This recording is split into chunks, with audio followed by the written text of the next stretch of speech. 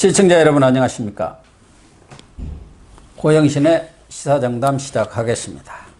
시청자 여러분, 청와대 국민소통수석 출신의 민주당 윤영찬 의원이 어제 국회 본회의에서 주호영 국민의힘 원내대표 국회 대표 연설이 카카오 포털 메인 뉴스로 게재되자마자 카카오 측에 국회에 들어오라는 통보를 해서 언론 자유 침해, 언론 통제 논란을 불러일으키고 있습니다. 이종근 전 데일리아 편집국장님과 이 문제 얘기를 나눠보도록 하겠습니다. 이 국장님. 네, 안녕하십니까. 어제 그 윤영찬 의원이 어떻게 해서 이런 보도가 나오게 됐는지 경위를 좀 잠깐 소개를 해 주시죠. 네, 본회의장입니다. 지금 국회는 대정부 질문 전에 앞서서 교섭단체 대표 연설을 하고 있고요. 지금 주호영 원내대표가 교섭단체 대표로서 연설을 하는 와중에 자리에 앉아있던 윤영찬 더불어민주당 의원이 핸드폰을 켜고 이 대화를 나누고 있었습니다. SNS로. 그것을 바로 뒤에 있는 사진기자가 크로스업을 해서 망원렌즈로 크로스업을 해서 찍었습니다. 그런데 내용을 봤더니 제가 보기에는 보좌관 같아요. 네, 왜냐하면 명령을 했으니까 보좌관인데, 자, 그 보좌관이 보고를 한 거예요. 주호영 원내대표가 지금 이렇게 연설을 하고 있는데 카카오 다음이죠. 그러니까 어떤 의미에서는 그 포털 메인 뉴스로 제일 메인 뉴스라는 건 제일 큰 뉴스로 지금 다뤄지고 있다라고 보고를 했더니 화를 거의 문자지만 화를 내면서 그 카카오 들어오라고 해요. 라고 지금 표기를 한 겁니다. 강력히 항의하고 그랬죠. 항의를 하고 이거 넘어가잖아. 넘어가지 않고 그럼 들어오라고 해요라고 한 겁니다. 이 문제는 두 가지로 분리해서 지금 말씀을 드려야 될 것 같습니다. 하나는 그러니까 지금 딴 사람도 아니고 윤영찬이라는 사람이 어떤 사람이냐라는 걸 아시면 이게 굉장히 큰 문제가 있는 게, 윤영찬은 네이버, 그러니까 원래 동아일보 기자였습니다. 정치부 기자로 이낙연 밑에서 있었던 정치부 기자였는데, 네이버에 스카우트 돼서 갑니다. 그리고 네이버에 부사장까지 오릅니다. 물론 차곡차곡 뉴스 본부장부터 해갖고 차곡차곡 오르는데, 바로 언론들이 그렇게 문의했던, 예를 들어서 네이버가 자의적으로 이거 편집하는 거 아니야? 왜 뉴스를 이 뉴스보다 이 뉴스를 먼저 올려?라고 비판을 했을 때 답변한 사람이에요. 직접 답변을 하고, 이건 다 알고리즘에 의해서 합니다. 그러니까 이건 다 지금은 인공지능에 의해서 합니다. 이렇게 답변했던 당사자가 지금 이 메인면에 오른 걸 보고 항의를 하겠다라고 얘기한 거 하나. 그 다음에 아니 국회의원이 예를 들어서 상임위의 어떤 기관을 불러서 그러니까 그 질문을 하는 행위가 아니라 직접 자기 방으로 오라고 하는 행위. 호출 아닙니까? 호출하는 행위. 민간 기업의 더군다나 지금 포털은 언론이잖아요. 언론에 이제 범죄로 들어가지 않습니까? 가장 큰 언론이죠. 포털에 오르지 않으면 사실은 뉴스가 소비되지 않습니다. 조선일보, 중앙일보, KBS, MBC 다 마찬가지입니다. 자기 홈페이지로 들어가는 사람 없어요. 시청자 여러분들 조선일보 홈페이지 찾아서 들어갑니까? 다 포털에서 보죠. 포털에서 보죠. 그럼 포털이 어떻게 이 메인면을 배치하느냐에 따라서 운명이 달라집니다. 그런데 그걸 잘 알고 있는 이 네이버 출신의 윤영찬이 카카오 다음에 호출을 한다? 이거는 세 번째 문제가 뭐냐면 이해 당사자예요, 이 사람은. 예, 그렇죠. 이해 당사자인데 이해 당사자가 과방위에 있다? 과방위에 있으면 어떤 언론, 포털 다 죽일 수가 있어요. 근데 자기 네이버 출신이니까 네이버는 살리고 다음은 죽인다? 이렇게 비춰지잖아요. 이 세 가지가 다 지금 문제라는 겁니다. 더군다나 청와대 국민소통수석도 했지만 언론사 기자를 오래 했고, 그리고 국회 본회의에서 그런 휴대폰을 보고 있을 때 그게 찍혀가지고 언론에 보도 드리라는 것을 충분히 감지하고 있는 거 아닙니까? 그래서 찍어갖고 이 문제를 이슈화시키겠다는 의도가 있었던 거라고 봐야겠죠. 그게 그렇게 봐야 될까요? 이거 어마어마한 파장인데. 저는 이게 실수 같은데요. 저는 아니면 만약 그렇게 생각했다가는 정말 뭐 어마어마한 정말 이 독박을 쓰는 거 아니겠습니까? 아니 그런데 이런 걸 보면은 국민소통수석 하고 있을 때도 그런 일을 지금 애사로 했기 때문에 그런 일이 나오는 겁니다. 뭐 그건 맞습니다. 거기서 무슨 문제가 생기면 야, 그 통화일보 정치부장 들어오라고 그래.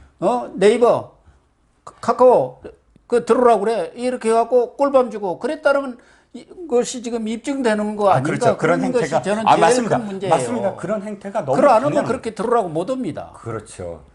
불가능하죠. 강력한 힘을 가진 청와대에 있었기 때문에 또 그럴 수도 있지만 국회의원의 신분이라는데 민간 기업에 그런 또 언론사에 적어도 국회로 들어오면 임원급 이상을 들어오라고 이렇게 호통을 치고 소환을 요구할 수 있나요? 그렇게 못하죠. 못하죠. 그러다가는 나중에 엄청나게 많은 후폭풍이 또 있는데 민간 기업의 언론사 대표 내지는 임원을 이렇게 호출 들어오라고 해라는 권력은 과방위에서 나오는 거거든요.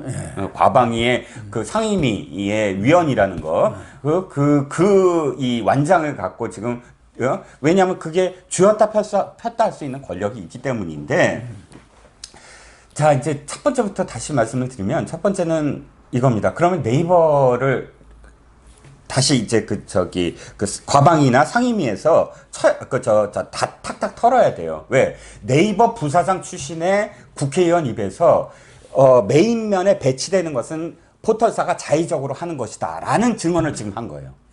이 사람 국회의원이다 빼고 네이버 부사장이에요. 근데 포털사 부사장이었다고요. 또 이 사람 담당이 뭐냐면 어떤 언론사를 채택할 건가 메인면으로 이 포털 네이버에 어떤 제휴할 건가를 책임졌고 또 이 오르는 것까지 책임졌던 사람이에요. 그럼 이 시스템 다 알고 있는 정말 포털의 모든 시스템을 다 알고 있는 사람이 자기 입으로 어떻게 얘기했냐면 이거는 지금 메인면에 이걸 올렸어? 혼내야 돼. 그 올렸다라는 건 자의적으로 지금 카카오가 올렸다라고 지금 얘기하는 건데 카카오가 자의적으로 했다면 네이버도 자의적으로 한 거예요, 지금까지. 그러면 이 문제와 관련해서는 정말 크게 이 포털들의 지금 알고리즘이 그럼 거짓말이냐라고 네이버 부사장 출신한테 지금 따져야 되는 것이고. 그러니까 지금 카카오는 카카오고 다음하고 지금 합작이 된 거죠. 네, 합병이죠. 같은 회사입니다. 합병이 된 거고. 지금 카카오에서 해명한 것은 우선 사실관계인데 주호영 원내대표 대표연설만 메인 뉴스에 올린 게 아니라 이낙연 민주당 대표연설도 메인 뉴스에 올렸고 하나는 또 하나는 이것은 자기들이 임의적으로 과거처럼 하는 게 아니고 지금은 다 AI 알고리즘에서 자동으로 알아서 올린다. 그 얘기 아닙니까? 네, 그렇습니다. 그럼 첫 번째부터 다시 그 카카오의 해명을 들어보면 이 사람들은 지금 윤영찬의 머릿속이나 또는 이 민주당은 어떤 생각을 갖고 있었냐면 이거예요.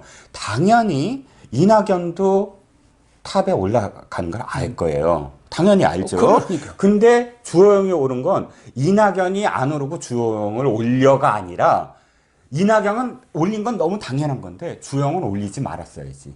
왜 주호영까지 야당 원내대표 거를 어떻게 메인 탑으로 올려? 당대표도 아닌데. 저기를 죽였어야지. 기사를 더 죽였어야지. 야당을 알아서 기사를 죽였어야지. 왜 똑같은 급으로 탑으로 올려? 이 소리거든요. 그게 바로 언론 통제고. 아니, 정말 통제죠. 언론 자유에 대한 심각한 침해 아닙니까? 이 기자를 한 사람이 머릿속에. 이런 식의 인식을 갖고 있나요? 정말 추악합니다. 저는 이게 사실이라면 제가 말씀드린 게 사실이라면 이 사람은 정말 탄핵감입니다. 네. 아니 헌법에 헌법에 있잖아요. 그러니까 언론의 자유, 표현의 자유 이것들을 정부가 통제해서는 안 되고 이정현 옛날에 그 대변인 홍보수석이 KBS에 전화 한 통화했다고 그 민주당에 얼마나 난리를 쳤습니까? 결국 사법 처리를 받았죠. 예.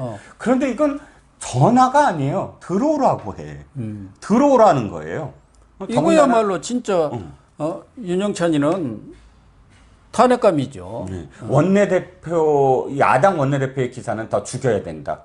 이렇게 아예 편집을 자의적으로 지금 하라는 거예요. 군사정권에서 했던 것보다 더 극악하죠. 지금 언론에 대한 여러 가지 제한이라든가 통제가 음으로 양으로 심각하게 벌어지고 있는 것은 다 아는 사실인데 지금 신문 언론 빼고 언론이라고 제대로 제 목소리를 내는 곳이 뭐 한두 곳뿐이 더 있습니까?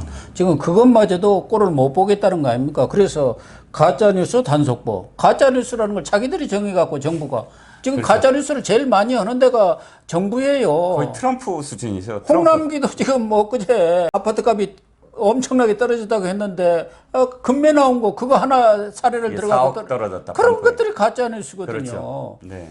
그 단속법도 만들겠다는 거고 또 징벌적 손해배상 제도를 도입해 갖고 가짜뉴스라든가 뭐 혹시 오보를 냈다 언론이라는 게 취재를 하는 것이지 수사기관이 아니기 때문에 100% 진실만을 얘기할 수 없는 경우가 많이 있는데 그런 것에 대해서 아주 그냥 박살을 내겠다는 거 아닙니까? 그러니까 아예 재갈을 물리겠다라는 것인데 이 정권이 해온 극악한 언론 통제와 관련돼서도 사실은 너무나 많습니다. 그런데 이번에 그게 일단이 드러났다는 것이고요. 이 드러난 것이 얼마나 사실 위험한 것인지에 대해서 이낙연 당대표 오늘 속보가 나왔는데요.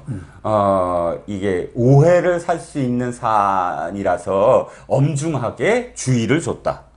라고 했습니다. 또 엄중이라는 말이 나왔는데 그만큼 파장이 지금 커지고 있다라는 반증이겠죠? 이 윤영찬 의원은 동아일보 때 이낙연 부장 밑에서 또 그 데스크 밑에서 아주 호되게 훈련을 받은 사람으로 아주 일화가 많은 사람입니다. 네. 그런데 지금 최근에 보면은 기존의 그런 올드 미디어들, 기존 미디어 말고 지금 뉴 미디어들이 엄청나게 뭐 포털도 마찬가지입니다만 그런데 최근에 보면은 이런 유튜브라든가 이런 쪽까지도 직간접적인 뭐 그런 구글을 통해서 이렇게 뭔가 압력이 있는 거 아니냐는 느낌을 갖는데 최근에 지금 유튜브 하시는 분들이 가장 고통을 많이 느끼는 게 국세청에서 요새 워낙 세금이 잘 안 거쳐서 그럴 수도 있겠지만 그냥 느닷없이 세무조사 비슷한 걸 해갖고 몇 천만 원씩은 막 때린다고. 유튜브를요? 네. 우리 잘 아는 모 씨도 뭐 얼마 전에 갑자기 3천만 원 내려가지고 난리 났고 또 황모 씨라고 아주 유명하신 그분도 얼마 전에 5천만 원 또 세무조사해갖고 얻어맞았어요. 그러니까 야, 이거 완전 유튜브까지도 그거 이제 구글이라는 거 외국 회사 아닙니까? 그러니까 어떻게 직접적으로 하기는 어렵고 이 간접적인 압박 수단이 돈이거든요. 세무. 그렇죠. 더군다나 유튜브가 지금 자리를 잡은 것도 몇 년 안 되지 않습니까? 그 이전에는 유튜브라는 게 이게 언론도 아니고 또 뭐 이 업종 자체도 분류가 안 됐지. 그렇기 때문에 그런 그 세무 관계라든가 이런 것들이 다 애매하고 그런 경우가 많았죠. 현금 처리를 해버리고. 그러나 그런 영수증을 또 다 받아줄 수도 없는. 그럼요. 그런 거 다 지금 소급해가지고 특히 보수 유튜버들한테 이런 압력이랄까? 그거 한다는 얘기가 많아요. 그리고 저도 몇 사람한테 들었어요. 아이고, 국세청까지 만약에 그렇게 동원한다고 한다면, 실질적으로, 직간접적으로 지금 통제를 하겠다라는 얘기인데, 어쨌든 이 윤영찬의 이 문자는 제가 보기에는 이 정권의 언론 통제의 한 일단을 드러내는 단초가 아니냐. 이 부분도 사실은 더 많은 그런 의혹들이 좀 더 야당의 좀 그런 어떤 좀 이 성임위에서의 어떤 활동으로서 더 많이 드러났으면 하는 바람입니다. 네, 시청자 여러분. 지금 문정권이 검찰 개혁이 끝나면은 언론 개혁을 하겠다고 벼르고 있답니다. 그런데 지금 뭐 언론 개혁을 할 사안이 뭐 있는지도 문제지만 이미 친문 언론으로 기울어진 운동장이 된 것은 다는 사실입니다. 아무튼 어떤 언론도 비판적인 보도를 할 수 없도록 완전히 재갈을 물려서 장기 집권의 그런 토대를 확고히 굳히겠다는 그런 저의를 갖고 지금 언론에 대한 여러 가지 작업들이 진행되는 것 아닌가 하는 생각이 들고요. 윤영찬 의원의 그러한 행동도 그러한 연장선상에서 나온 것 아닌가 하는 관측을 해봅니다. 시청해 주셔서 감사합니다.